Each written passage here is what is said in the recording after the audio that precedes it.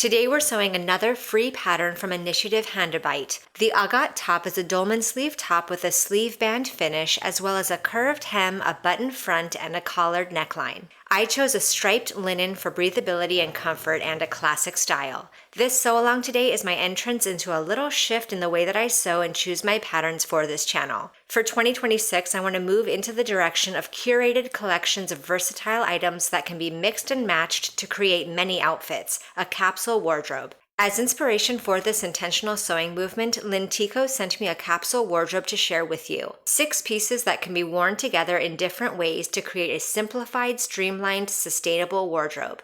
I have a knit ruched top paired with white linen fly front pants, a long button front top with elastic waist chambray bottoms, and this reversible jacket with corduroy trousers. And then there's so many ways that you can mix and match to enjoy these pieces together. If you tend to geek out over inside finishes like I do, you'll love the bias-bound seams inside each of the items. That is a high-quality detail. Lintico is focused on creating clothing sustainability in natural fabrics and delivering timeless elegance and simplicity. Check them out and receive 20% off your order with the code LinticoSewH. And now with today's sew along, this top fits right into this capsule theme, another perfect linen staple. As usual, we'll be sewing this top from start to finish, so print out your pattern, cut into your favorite woven fabric, and let's get started. Here is one of my front bodice pieces, and I've gone ahead and applied interfacing to the center front. My strip of interfacing measures the entire length of the center front by 3/4 of an inch wide. I've applied the interfacing to the wrong side of the fabric, and I've done this for both front bodice pieces. Here is the curved bottom edge of my front bodice piece, and I'm going to finish that curve again for both front bodice pieces.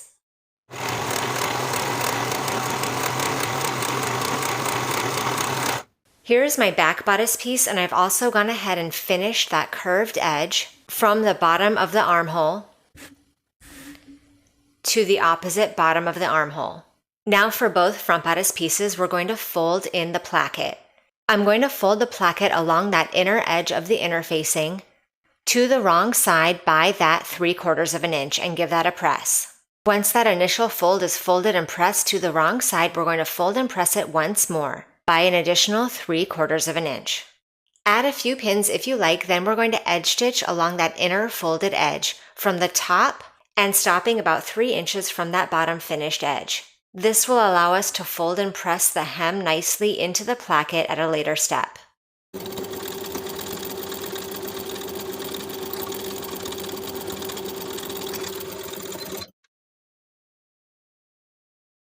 On the front bodice piece, along the top raw edge, there's a notch indicating the point of our gathering stitches. From the edge of the neckline to that point, we're going to sew basting stitches with about a 1/4 inch seam allowance, leaving thread tails at both ends so we have threads to pull for gathering.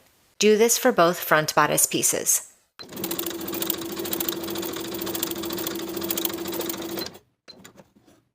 Now that we have that top section of the front bodice piece basted, you can pull your gathering stitches to gather just slightly.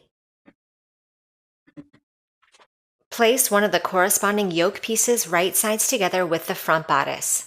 Align the notches and make sure that the gathers are distributed evenly and pin in place.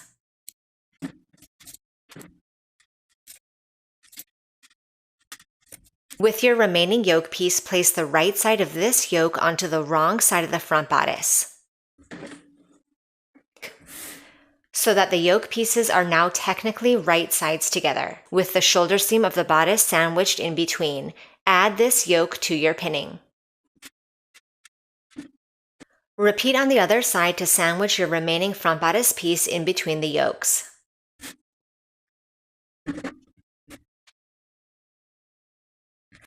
Sew both shoulder seams with a 3/8 inch seam allowance.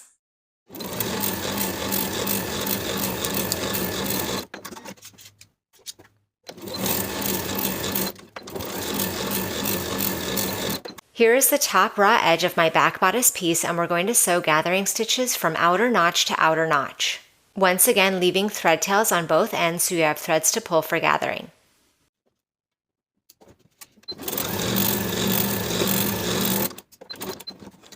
Now we can gather that center section. I'm going to turn this back bodice piece to the right side And I'll place that top edge right sides together with my outer yoke. Pin in place once again, distributing your gathers evenly, aligning the notches. Now that the outer yoke is pinned to the back bodice piece, I'm going to roll up my front bodice pieces in between the yokes. And I'll also roll up that back bodice piece. Now I'll take that bottom edge of the remaining inner yoke piece and place it right sides together with the opposite yoke. Once again, sandwiching that back bodice piece in between. So the right side of that inner yoke should face the wrong side of the back bodice piece. And once again, it's technically right sides together with the opposite yoke. Add that bottom raw edge to your pinning.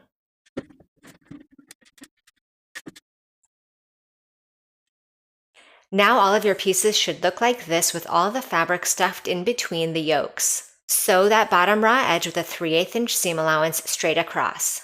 Careful not to catch any of the rolled up fabrics in between.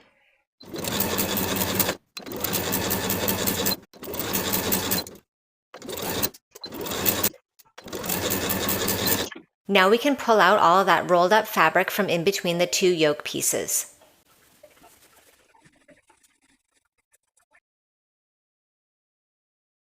So here is what my garment looks now from the outside, with clean inner seams along the top and bottom edges of the yoke. You can give these seams a good press. Now I'll flip these front bodice pieces so that they're right sides together with the back bodice piece. And we're going to pin the side seams from the underarm to the notch, repeating on both sides.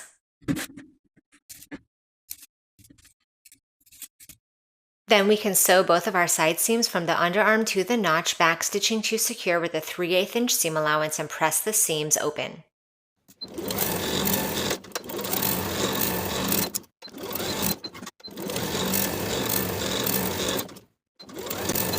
Here is one of the underarms that we just pressed open, and here are the bottom finished edges of the garment for the front and back.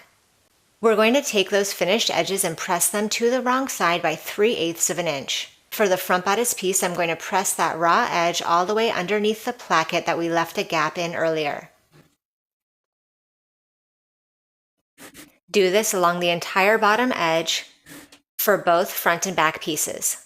Now with those inner bottom raw edges tucked to the wrong side by 3/8 of an inch, and with those front edges pressed cleanly underneath the placket, you can fold that placket back into place. Now you have a clean, continuous finish to that center front placket edge. From that outer front edge, we can sew in one continuous set of stitches from the center front, pivoting at the side seam to continue edge stitching along the finished edge all the way along the back bodice to the opposite center front edge. Once you've finished that bottom edge stitching, you can edge stitch that vertical stitching along the placket that we left a gap in earlier to complete that placket to the bottom of the garment for both front bodice pieces.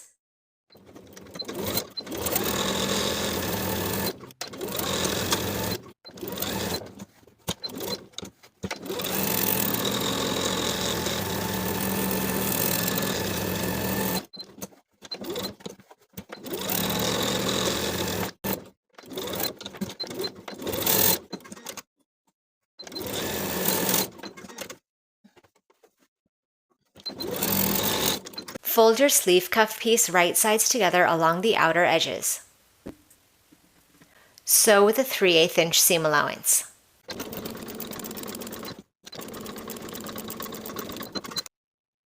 At the center of those stitches, I'm going to clip into the seam allowance from the outer raw edge to the stitching line and not beyond. This will allow me to fold my seam allowances in opposite directions. With those seam allowances pressed in opposite directions, fold this piece in half wrong sides together and give that folded edge of the cuff a good press. Here is one of my armholes, and I'm going to place the sleeve band right sides together with the material, aligning the raw edges. And I'll align the seam of the sleeve band with the underarm seam. Pin in place all the way around.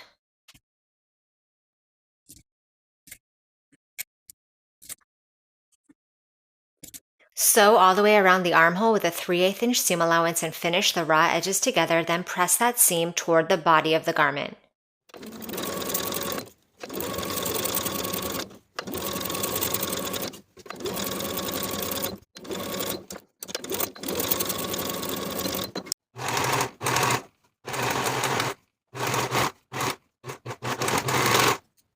Now with that cuff seam pressed to the inside of the garment away from the cuff, you may also choose to top stitch the seam allowance in place from the outside all the way around the armhole with about a 1/4 inch seam allowance. Repeat to create and attach both cuffs to both armholes. Here are my 2 main collar pieces, and I've interfaced the wrong side of one piece. Now I'll place them right sides together. And pin the outer edges.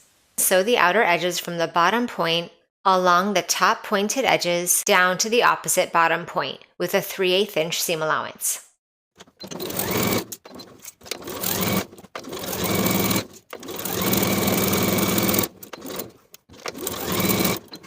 Trim the seams and clip the top corners. Turn the collar right side out and poke out the top corners. Then we can give the collar a good press. Here are my collar stand pieces, of which I've also gone ahead and interfaced the wrong side of one of the collar stands. For the uninterfaced collar stand, I'm going to press that bottom raw edge to the wrong side by 3/8 of an inch straight across. I'll place the interfaced collar stand right sides together with the interfaced portion of the collar.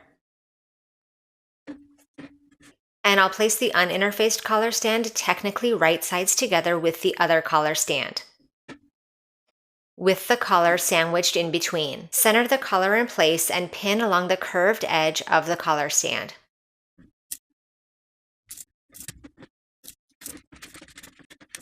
Sew the collar stand from the bottom around the curves to the opposite bottom with a 3/8 inch seam allowance.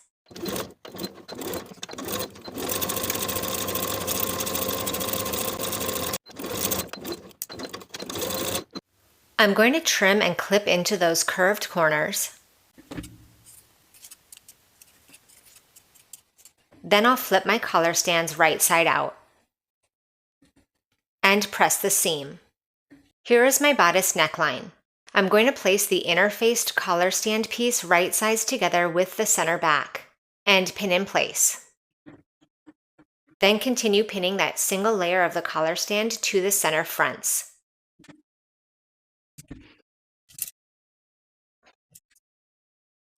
Sew that interfaced collar stand from seam to seam, from the finished edge of the placket to the opposite finished edge of the placket with a 3/8 inch seam allowance.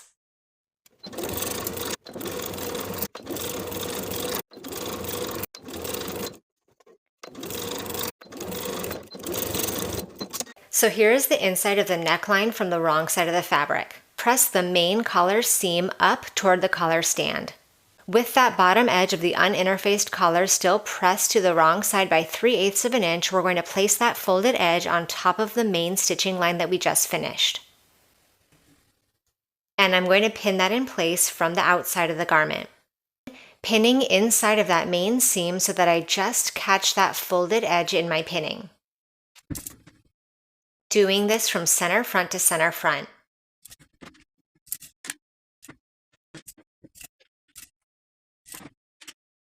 Now that I have the bottom edge of the inner collar stand pinned in place from the outside, we can stitch in the ditch of that main seam where our pin enters the fabric, or just above it on the outer collar stand side, from one outer edge to the other.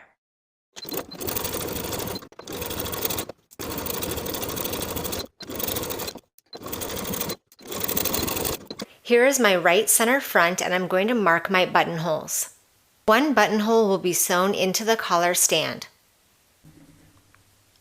and I'm going to sew that buttonhole horizontally. My other buttonholes will be sewn vertically. The topmost button on the placket will be sewn 1.5 inches underneath the seam in the center of the placket. Then I'll mark each additional button going downward 3 inches apart.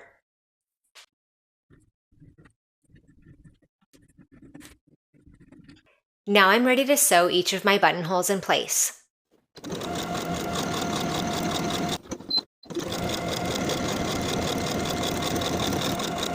Then you can sew each of your buttons in place across from their buttonholes on the other placket. And now the top is complete. Thank you for watching this sew along. Make sure you subscribe to the channel so you don't miss future sewing tutorials, and I'll see you in the next video.